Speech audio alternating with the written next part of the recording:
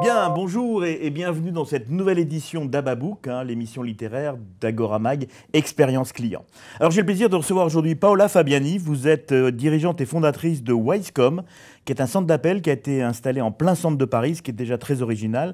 Et vous venez avec un livre qui s'appelle « Le savoir n'est plus le pouvoir » aux éditions Débat Public, une maison d'édition extrêmement prestigieuse. Alors moi, quand je l'ai découvert, je vais être honnête, je vais vous dire, je me suis dit « Oh là là, encore un bouquin qui va nous seriner sur l'intelligence artificielle, nous dire qu'on est condamné. » Et en fait, pas du tout, c'est un livre extrêmement optimiste. Parlez-nous de votre livre et de ce titre. Bonjour Ralph, déjà merci beaucoup de me recevoir. Donc effectivement, le savoir n'est plus le pouvoir. L'idée a été de traiter et de répondre à la fameuse question que tout le monde se pose, est-ce que l'homme va être remplacé par la machine? Eh bien pour moi non, parce que l'homme a quelque chose que la machine n'a pas, c'est le talent. Alors effectivement, il faut bien voir que la révolution à travers l'intelligence artificielle annonce que d'ici 10 ans, il y a à peu près 25% des emplois qui sont supprimés. En fonction des pays, en fonction des économies. Ce qu'il faut voir aussi, c'est que c'est la première, alors d'où le titre, le savoir n'est plus le pouvoir, c'est une révolution qui touche bien sûr aux métiers répétitifs, ça on l'imagine bien, mais aussi qui remet en question les métiers entre guillemets de savoir, d'érudits. Par exemple, le radiologue. J'aime bien l'exemple du radiologue. Le radiologue, là, est remis en question à travers l'imagerie et à travers l'intelligence artificielle qui va être capable de traiter plus de radio et avec un taux d'efficience qui est à peu près 95%. Donc, ce radiologue va être au chômage, alors comment être optimiste? Alors, toute la question du talent est de savoir comment en fait transformer finalement l'ensemble de notre environnement, aussi bien sur l'éducation, la formation, l'emploi, et puis aussi notre vision dans l'entreprise et de l'économie pour justement embrasser entre guillemets cette révolution qu'est l'intelligence artificielle. Et c'est ce dont traite le livre. Alors, par exemple, nous, centre d'appel, Wisecom, le livre m'a inspiré par rapport à ça. Pourquoi? Parce qu'on est un des premiers métiers à être touché, vous allez me dire, par la suppression des emplois, la robotisation, les chatbots, on le voit déjà. Eh bien pour moi, non. Non, pourquoi? Parce qu'effectivement, on va d'un côté peut-être être remplacé par de la robotisation, mais créer de l'autre côté de la valeur à travers des salariés qui auront un vrai talent et qui seront capables de créer de la valeur ajoutée pour les marques.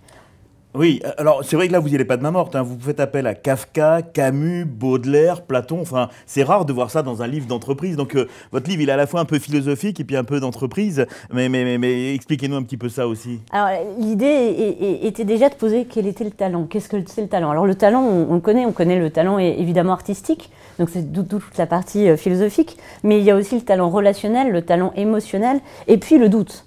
Donc c'était très important de poser toute cette vision qu'on peut avoir à travers le talent, le doute, ce que n'aura jamais la machine. L'esprit critique, bien sûr, la peur, la prise de risque, et bien effectivement, donc d'où les premiers chapitres qui sont plus d'un point de vue philosophique, et d'où les chapitres suivants qui sont finalement comment muter à travers notre environnement concrètement. Alors ce titre, c'est Rabelais qui vous l'a inspiré, vous m'avez dit. C'est ça. Alors allez-y, expliquez-nous Rabelais, qu'est-ce qu'il va faire là-dedans dans l'intelligence artificielle? Alors Rabelais dans Gargantua cite le savoir et le pouvoir. Gargantua, il essaye d'expliquer comment finalement à la cour, indirectement, c'est un peu un pamphlet, ils accumulent des connaissances pour pouvoir briller en société. Et donc effectivement, un peu travesti cette phrase de Rabelais en disant le savoir n'est plus le pouvoir puisque justement, à l'heure de l'intelligence artificielle, l'accumulation de connaissances ne servira plus à rien. Mais par contre, c'est l'expression des talents et le fait de révéler ses propres talents qui va permettre de se transformer. Alors justement, parlez-moi des talents. Par exemple, un DRH, le meilleur talent pour être DRH, c'est finalement d'avoir été mère de famille. Expliquez-nous ça, je trouve ça c'est un des exemples. En fait, chez Wisecom, quand on se crée en 2005 et qu'on prend le contre-pied du marché de la délocalisation, aussi bien offshore qu'en province, on se crée en plein cœur de Paris et on part du principe qu'on va réinventer un peu les métiers de la relation client en se basant justement sur les talents. Donc finalement, quelle est la finalité? Eh bien, maintenant, en 2018, on a par exemple notre exemple de DRH, la DRH qui a eu à peu près 3 enfants, qui n'avait aucune expérience dans les ressources humaines, a des capacités, justement des capacités par rapport au talent qui sont très intéressantes, des capacités relationnelles, émotionnelles, de l'empathie, parce que pour élever 3 enfants, il faut de l'empathie, il faut à la fois de la diplomatie, de la résistance à l'échec, il faut savoir s'organiser, il faut savoir s'organiser, il faut une très bonne gestion des priorités, et donc en fait, tout ça, ce sont des talents qui ne sont pas révélés par l'accumulation de compétences ou d'expertise, mais qui sont révélés par une expérience de vie. Et effectivement, c'est un peu l'idée du livre, qui est de dire comment finalement transformer notre société vers une société des talents. à quel niveau ça s'exprime. Les diplômes, tout ça, aura de moins en moins d'importance par rapport à ce qu'il y a au fond de l'être humain, c'est ça? Alors, ça veut dire que, effectivement, notamment au niveau de l'éducation, il faut permettre, à mon sens, et déjà des écoles diverses et variées, comme il y a pas mal d'exemples dans le livre, essayent de le faire et de le mettre de plus en plus en avant, mais il faut que ce soit un terrain de jeu pour les enfants, pour permettre de révéler leurs talents, tester des choses, pratiquer des choses et voir dans quel domaine finalement ils s'expriment le mieux et dans quel domaine ils ont le plus d'affinité. Est-ce que ce sont plutôt des aventuriers? Est-ce que ce sont plutôt des fédérateurs? Un peu l'idée qui va par la suite dans l'entreprise des soft skills qui sont de plus en plus mis en avant. Alors effectivement, il y a une partie qui est... Bon, j'ai trouvé un petit peu longue quand même sur la partie philosophique, mais c'est normal, vous êtes dans la mission de débat public, donc il faut avoir un côté philosophique. Après, il y a une partie qui est vraiment qui me parle plus, effectivement, qui parle d'entreprise. Et là, il y a énormément d'exemples de cités. Vous rappelez Nokia, effectivement, hein, qui a quand même été un plongeon énorme, et vous le mettez face à Lego. Parlez-nous un petit peu de ces deux entreprises face à face. Alors, l'idée à travers l'économie, c'est effectivement une société aussi puissante qu'elle soit et aussi implantée qu'elle soit. Et maintenant, c'est d'autant plus vrai, quoi. L'exemple de Nokia date un petit peu, mais de nos jours, c'est encore plus vrai. Les choses vont très très vite. Si elle ne sait pas se réinventer, elle ne pourra pas prendre les tournants. Et finalement, là, on est face à la révolution qui est l'intelligence artificielle et les gros groupes, quels qu'ils soient et quelle que soit leur importance, s'ils ne savent pas en interne se réinventer, ça veut dire quoi concrètement? Ça veut dire révéler des talents, et je développe un concept qui est l'entrepreneur salarié, oui. C'est-à-dire finalement permettre aux salariés de s'exprimer et de faire preuve d'innovation, parce que c'est eux le bénéfice. C'est la tendance que l'entreprise libérée un petit peu, vous êtes sur ces mêmes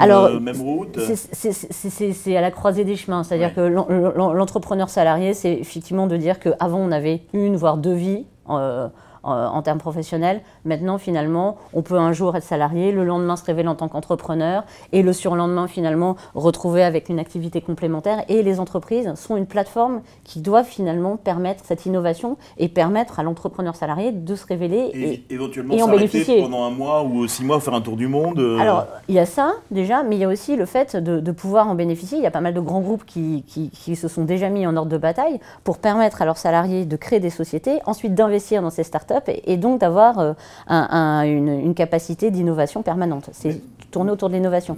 Lego, par exemple, a très bien su faire prendre le tournant. Lego a eu un directeur d'innovation incroyable qui a su complètement remoderniser la marque. On le voit maintenant avec des films, Batman, Lego, voilà, etc. En faisant appel, vous disiez, à tous les fans et en recueillant les idées des fans pour de nouveaux produits. Tout à fait, exactement. Alors, il y a beaucoup de choses dans ce livre, on ne peut pas tout raconter. Effectivement, GAFA, BATX. BATX étant l'équivalent des GAFA en Chine. Qu'est-ce qu'on peut dire là-dessus par rapport à... C'est un peu dans la suite, on voit bien que finalement, on est une économie qui est en train de complètement de se transformer. On est notamment l'économie de l'influence avec les GAFA et les BATX, l'économie de l'information, puisque finalement la connaissance et l'information au sens donné du terme devient suprême et même plus puissante que l'argent. Et donc effectivement, si nos entreprises veulent pouvoir muter, eh bien effectivement, il faut une agilité en interne et donc développer une autre façon de faire. C'est un peu l'idée pour pouvoir répondre aux GAFA et aux BATX et ne pas être englouti dans un monde qui change avec une agilité exceptionnelle. Même si le monde qui change peut aussi demain menacer ces fameuses GAFA. Enfin, il n'y a aucune place établie. Tout à fait, bien sûr, même si le monde qui change. Par contre, l'idée, c'est comment finalement faire en sorte que la France émerge et soit vraiment un pays majeur qui compte dans cette nouvelle donne. Très bien. Alors très rapidement, vous dites qu'il y a aussi de la place dans ce monde d'aujourd'hui pour les seniors. Juste un mot là-dessus, parce que ça fait référence à un de mes livres et c'est un sujet que j'aime bien. À contrario de la compétence, qui elle se périme, effectivement, le talent, lui, se bonifie un peu comme le bon vin. J'aime bien cette expression. Je cite l'exemple notamment de KFC, qui est un des plus vieux entrepreneur au sens de la date de création. Ouais. Il a créé sa société, je crois, autour de 60-65 ans. Il a fait le succès qu'on lui connaît. Et donc, comme quoi, finalement, l'ouverture à un emploi du talent permettrait justement de répondre à la fameuse problématique des seniors, puisque les seniors, avec l'accumulation d'expérience de la vie qu'ils ont pu avoir, permet d'être une vraie source d'intérêt pour nous. Typiquement, par exemple, chez Wisecom, on emploie plus d'un tiers de seniors dans les centres d'appel. D'une part parce qu'on les a attirés en étant en plein cœur d'une grande ville, donc on a créé un nouveau bassin d'emploi. Et d'autre part, pour nous, cette mixité nous permet de pérenniser nos équipes et de bénéficier de leur savoir-faire qui est immense.